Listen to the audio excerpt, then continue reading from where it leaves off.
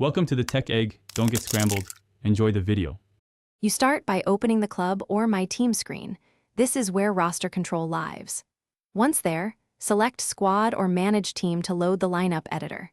You should check you have enough GP or manager permissions before swapping players, because transactions can be blocked otherwise.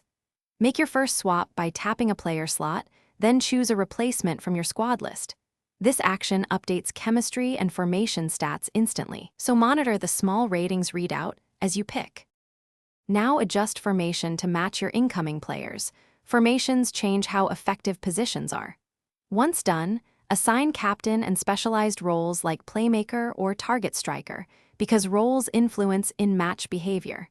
Make substitutions on the bench and confirm position fit. Players out of position lose stats. After arranging roles, save the lineup as a temporary plan and test it in a friendly match to see chemistry shifts and tactical fit before committing in competitive play. Finish by confirming and saving the final squad. Lock it if the game offers that to avoid accidental swaps. Make sure contracts, fitness, and the chemistry bar are acceptable, because low values reduce performance. If you encounter errors, like the game refusing the change, first restart the app, then try reassigning the problematic player or swapping another slot to reset validation. If problems persist, check for pending transfers or daily limits that can block roster edits before trying again.